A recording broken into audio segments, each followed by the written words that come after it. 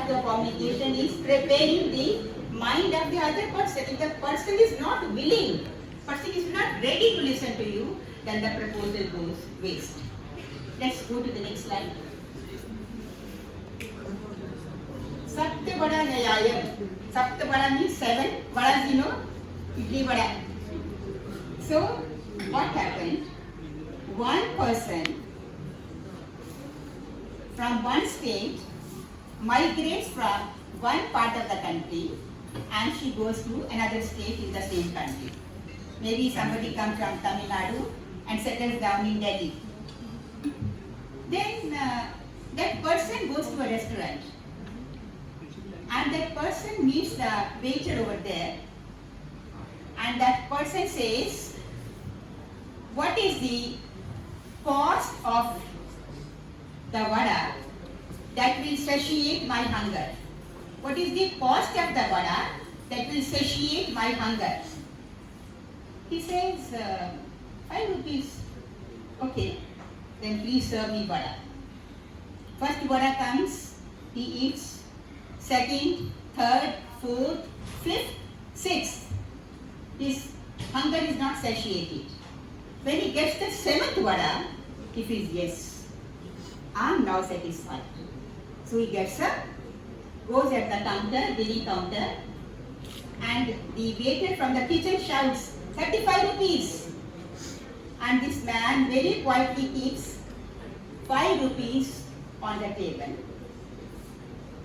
Sir, you have eaten 7 vadas. No, there's a communication gap. I was very clear in my communication, sir, that what is the cost of the vada that satiates my hunger. So first 6 vada did not satiate my hunger. I will not pay for that. I will pay only for the 7th vada that satiated my hunger. So if there is a communication gap, then the communication will be very ineffective. Most of the time, we don't communicate.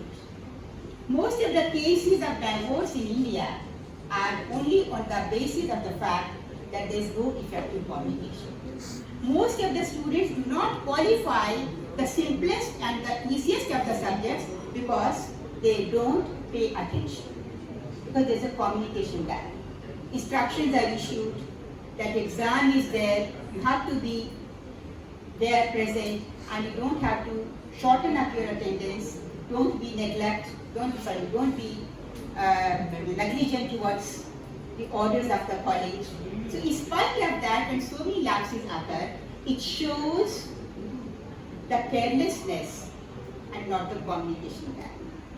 This communication gap comes only when you take the instructions so easily and lightly that you will be given another chance. But then think of the time management. Many things happen. Okay?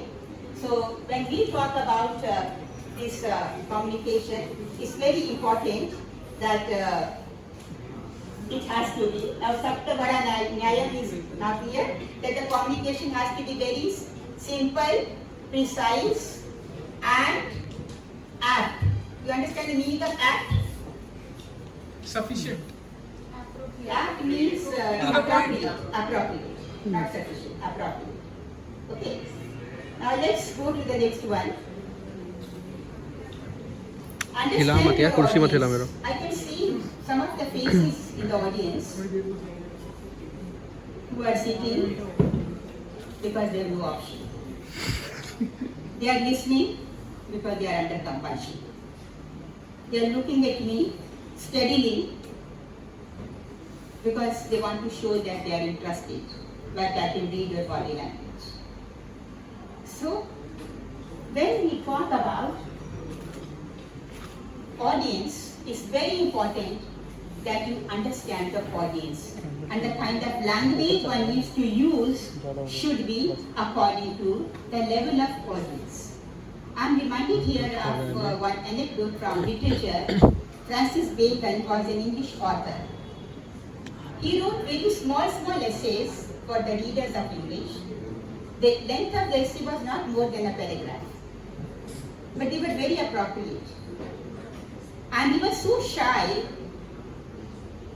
that he was not able to face the women even when he used to go for a morning walk in a park, and if he saw the women coming from the other side, he would stoop down to the level of the hedge and then walk, and when he feels that she is gone, then he will raise up and then move. And he wrote small essays on women's habits, on fan, on reading, on fashion, on friendship. And when it was shaped into a book and it was going to be released, so one woman sitting at the back asked him a question. Mr. Bacon, you're very shy of women in the real life. Then how could you think of writing the book for the women? Then what happened? He said, I conceived. How did he get the idea of writing on the women? So he said, I conceived. And then he looked at the woman. Then he felt nervous. Then again he mustered the courage and said, I conceived. Then again, third time it happened. Then what happened? The woman, he used the word thrice. I conceived. He couldn't muster any courage to speak further. Then again he said, I conceived. And the woman sitting at the end, she got up and said, the gentleman conceived thrice, but delivered nothing. And had I conceived even once, I would have delivered something. So, he could not understand the right kind of vocabulary to be used in the gathering of women. Because the word conception for women is related to medical term and it has its own meaning. So what I need to say is, the choice of vocabulary too should be according to the gathering, according to their level, according to their status, according to their academics. Okay? So let's move on to the next one.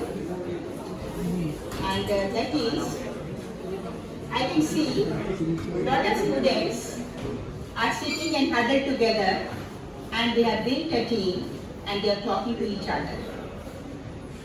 So when we say, what's the meaning of team? We have cricket team, we have class teams, we have associations, we have clubs. They're all forming teams. But what's the theme of the word team? What's the meaning? Can there be a team of unlike people? Together, each one of us can achieve more. Together, Each one of us can achieve more. Together, each one of us can achieve more. I think the brilliant student is in the class, so let's clap for her. Okay. Together, we can create a difference. Together, each one of us will be having more share of joy, happiness, success, achievement, and appreciation. So a team that plays together, stays together. Do you know one recent fundamental change in the corporate sector? The corporate people are giving lot of facilities on the weekends. They are giving them the allowance for recreation, then they are taking them for campfire, they are taking them for gatherings, then outings, trekking, mountaineering, then weekend excursions.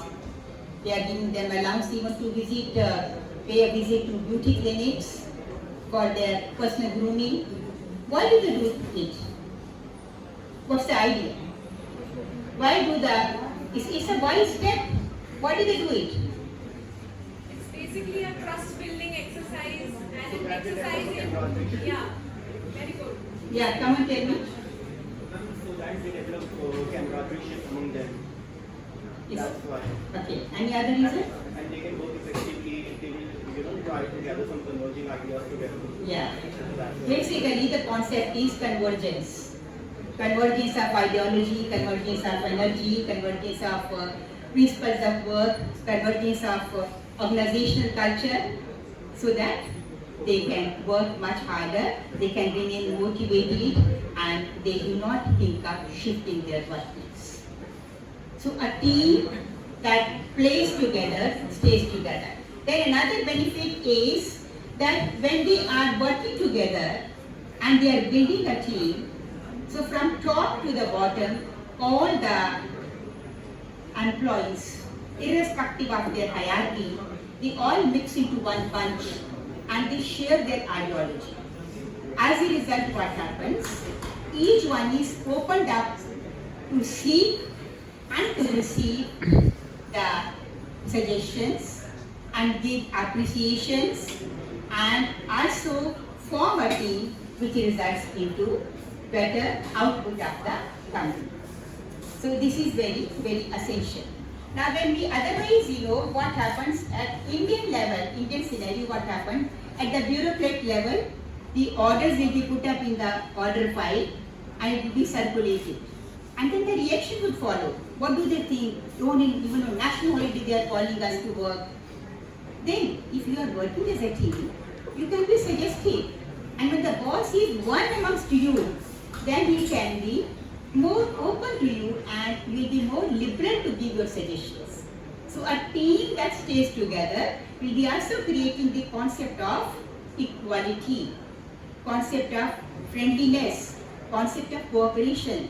And the biggest communicative skill that one develops there is the ability of listening and speaking. The boss will have the patience to listen, which otherwise he may not have time to listen. So the boss will have patience to listen and he will listen with care and he will also grow mild enough to give you suggestions. And instead of inviting the whole class of employees together on a particular day, he can choose the people. One can adjust, one can accommodate, one can just be very considerate towards somebody's responsibility at work, and the functioning of the work and of the office can go on very peacefully. So this is how a team that plays together stays together, and then there will be more output. Are you understood it now? Let's see the next one. This is about take care of your tongue like the way you take care of your gold and silver. What's the comparison between tongue and gold and silver? One is a precious metal, one is flexible, slippery part of the body, which may, once it twists, it may give another meaning, it may lead to misconceptions. So what's the concept here? Take care of your tongue. What does it mean? It means speak which is necessary. Speak which is important. Speak which is respectable. Speak which is acceptable by the people all around. Now what's acceptable? What's rational? What's logical? Because the fact remains that each profession has its vocabulary suited to its discipline.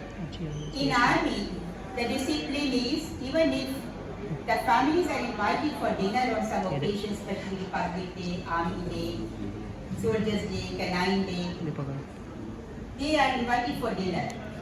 Until the highest authority reaches, nobody can go into the dining area. They'll be only standing there, they'll be sharing the toast, they'll be talking, but nobody will get into the dining area.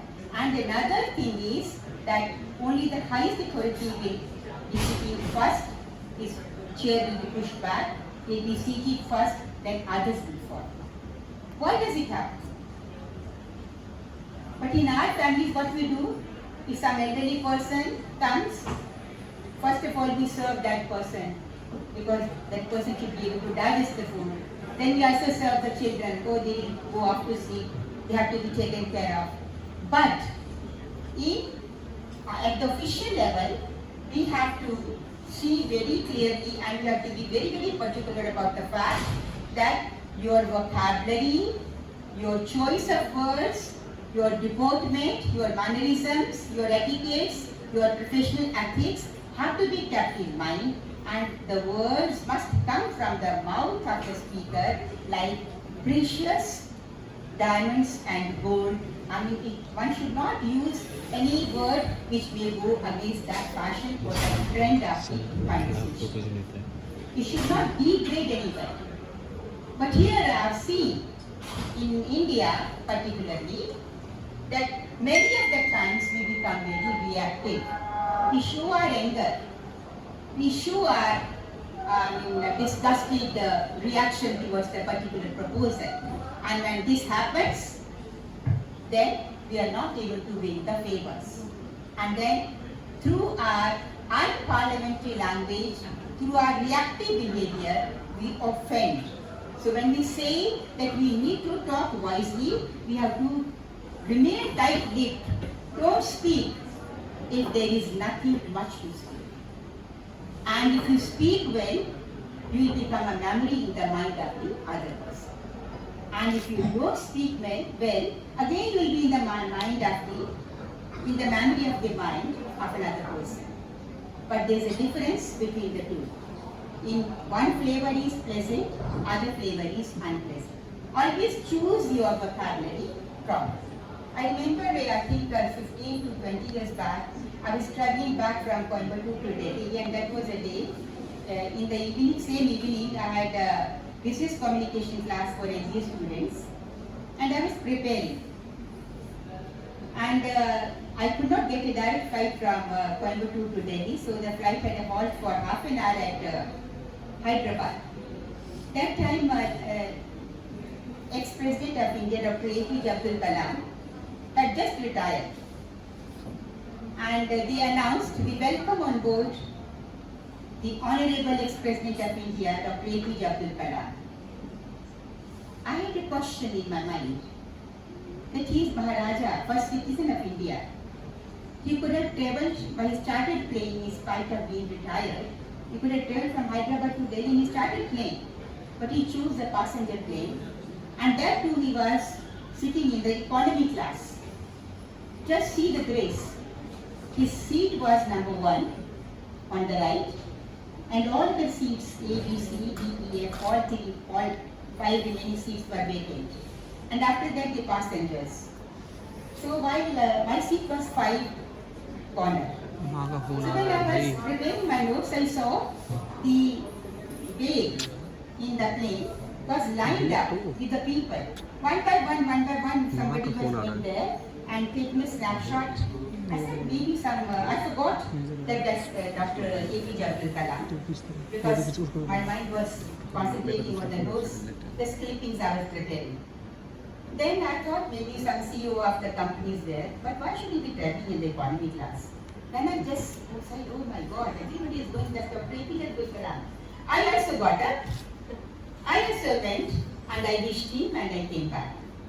But I could not somehow resist the temptation of seeing him again. And I observed the people, and that was a time. Not that what I wrote that I'm going to read out to you, but how we reacted. That is how the people who are literally minded, people who are at a very high level, how do they do? I mean, we don't expect the President of India to respond to an ordinary person whose name he doesn't know, whom he doesn't know, but he responded. And what I wrote, yes, it was because very old time experience, so I tried to recollect it, and I'm sure I've written the correct lines what I wrote at that time. The lines were, Honorable Dr. APJ Abdul Kalam regards, SpiceJet flight to Delhi is blessed by your presence. The simplicity of your appearance and intellect of the mind is God's own presence in the human form. Third sentence, the greeting of a common man, reciprocated with your smile, is enough to make us believe that here's God's plenty to admire. And then I wrote, Rupa Srinivasan, Bharti Vidya Bhavan. Because I knew Dr. APJ Abdul Kalam used to visit quite often Bharti Vidya Bhavan. Not in public, but in isolation and in a clandestine manner. Because Professor Pillai, who was the director and the principal of Bharti Vidya Bhavan for evening courses, he had his room on 3rd floor, and Dr. APJ Abdul Kalam, the whole college started at 6 p.m. He used to come from the rear entrance without any escort car, and he would, and the gate will be closed. He will go up on the 3rd floor, talk to Professor Pillai, and 5 to 10 minutes before the college got over, he would slip out from the building and move back. See his friendship with Professor Pillai and ex-President of India. Now, when I came back from school the next day, I only wrote Rupa Srinivasan, Bharati Vidya Bhavan, KG Mark, New Delhi 1. When I came back from school the other day, next day, it was Tuesday, and Wednesday when I came back from school, in my letter box, there was an invitation from Dr. A.P.J. Abdul Kalam for a special lecture at IP College, Indraprastha College, Delhi University. And next day I took the leave, it was on Thursday. I took leave and I was 1 hour before sitting there at the entrance, waiting for the auditorium door to be opened. And like an ardent lover, I occupied my seat in first few, 10th or 11th row, because other rows were for the VIPs. So I was sitting in the corner and waiting for my Lord to come, and I wanted to have his darshan. But that kind of feeling should be there in the mind. So the teachers of today perhaps need to learn a lot from such great lives. So that's why when we say that, he's shown in his action that more than price of the gold and the diamonds is your behavior that matters. Some of the students here are excellent. They really behave very well. So they are communicating through their gestures. So communication is not what you say from the mouth. Communication is what you show through your deportment, through your behavior, through your body language, through your mannerisms, through your etiquettes, through your dress. Even silence is more eloquent than words. You don't need to express yourself through the words. Even silence, your acceptance, your body language, the expression of the eyes, your hand movement, everything is important. Those are the students who have stayed here till now. Perhaps they are definitely entirely different from others. Others may have their own qualities. But the grace comes, whether you like or not, it's good to remain at a place where you've been ordered to. You have to give respect, not to the speaker, but you have to give respect to the person who has sent you the orders to be present at a particular place. You have a long way to go, a long life to learn. Each successive day we learn. But when we learn, don't unlearn it. So communication is not using the words. Communication is your deportment, and you have to very wisely use that deportment in your day-to-day life. Another two sets of words which I will be teaching you is that speak and talk. I've been speaking till now. Many have been talking at the back. Many have been simply sitting. Many have been silently listening. And some of you have been very ardently listening to the kind of body language that I can see. These are all different categories. The speaker is saying, the words are saying, but it's your bent of mind. How much you want to benefit yourself. So, when we say speak, what's the meaning? And when we say talk, what's the meaning? Can somebody tell me? What's the difference between speak and talk? Please speak. Yeah. If you are just saying or babbling anything, it's considered speaking. And if you are expressing yourself to the others and can also understand what you are trying to say to them, it's considered talking. Okay, you have tried it, I appreciate it, but it's the other way around. The meaning is other way around. When we speak meaningfully. When we talk in abundance. And then you have to see the information. What you spoke about? You talked a lot. You talked for 2 hours. But what did you speak about? So speaking is more precious than talk. The children talk. When they come, when the mother helps the child get down from the school bus and she will shoulder the bag of the child. Sometimes she has to hold the child in her armpit and then carry because the child is tired. And the child will keep on talking, Mama, I know what happened. Hey beta, please wait. Let's go home and then you can speak. But he won't speak. He will talk. Full history. I remember some of the children in my childhood I have seen, they will keep the book in front of them. They are seeing here, Mama, what are you making? Pizza. Okay, I will take it. First learn your lesson. A for apple, B for boy. It's not B for boy, it's B for bat. Okay, Mama, B for bat, C for and they are seeing all around and they are turning over the pages. So what are they doing? They are talking. They are not speaking. Speak is on a particular topic and talking is blabbing. So there is a minor difference between the two, but the effect is highly emphatically different. Okay? So to speak and to talk are two things. A fool may talk, but in children's case it's the intelligentsia which is springing up. We can't call them fools. All children are very intelligent and they talk because they are curious. They are not seeing the world, they are experiencing the world. But the same thing when the adults do, we will say that, oh God, what? She touched the hand. Why she's blabbing all the time? So that is talk.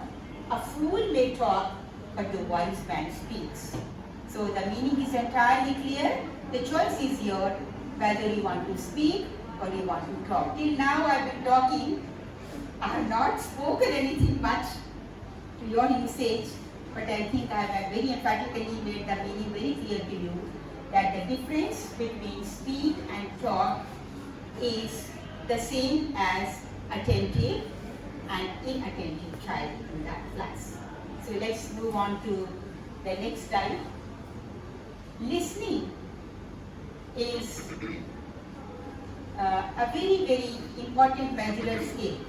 When people talk, listen completely. Most people never listen. Here the importance of listening is emphasized. Why listening is important? You're all listening. When you listen, you dissect the importance, you dissect the meaning, you extract the meaning, you know for yourself what the speaker is trying to say. Listening is a very good managerial exercise. All the higher up bureaucrats, the leaders, the great people, they only listen. And the moment they say yes, fine, I'll take care. Yes, fine, I'll take care. And how happily you come out of the room and say, yes, my job is done. He will put his signatures. He has not spoken anything. He has only uttered. When you say speak, means exchange of ideas. He has not spoken, he has only uttered. Yes, I'll take care. Fine. Yes, I'll take care. Fine. And you get the message that the proposal that you have put up before him will be definitely accepted. So, that is why we said silence is more eloquent than words. He has spoken few words. All the managers speak very less. But this doesn't go in the profession of teaching. Here teachers speak. Sometimes we have to talk. Where were you yesterday? When I sent you the instruction, why you didn't attend? It's talk. It's not relevant to the text that somebody is teaching. But we need to talk. And you are the initiator of teachers' talk. So the better would be when you come prepared, and when you come prepared, we shall have more of discussions, and then we can speak on the topic rather than talking otherwise. So talk is not to be preferred, and speak, or you should say, you should be in position to speak on the particular subject. Speak leads to speeches, talk leads to controversies. Because more you talk, more controversies will arise. So it's better to be restricting yourself to the speak or speech or the spoken portion and not talk. Now next, let's move on to the one. There's only one rule, being a good talker. And what's the rule? Learn to listen. Same thing. Listening is a skillful exercise. When you listen, you see. First you conceive. Not like Francis Bacon and the lady. the question. First you conceive the idea, get the idea. Then you see it. Then you analyze it. And then you conclude it. So, more you listen, more time you will get to analyze, more time you will get to get the import of words, and more time to get the feeling in your heart that what he or she is trying to say. So these things are very, very important. So listening is a good exercise. Speaking develops in you the communicative skills and also develops in you the confidence. Speak, this habit of speaking leads to debatable competency because you can express through oral communication. You can convince, and once you become adaptable of that, then definitely you can create a difference in the lives of those who are the good listeners and who have gathered there for a particular purpose. So that was a small talk. Do you have any doubt? Any question? Any questions there? Any question? Between speak, between listening? Yeah. Yeah. Any question? No? It's said, you know, when the students don't have questions, the teacher starts doubting them. So I don't know whether to doubt you or to doubt myself about my ability.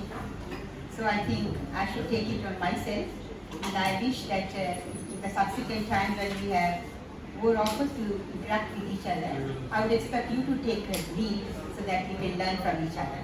So with that expectation, I leave the platform and hand it over to the lady in question.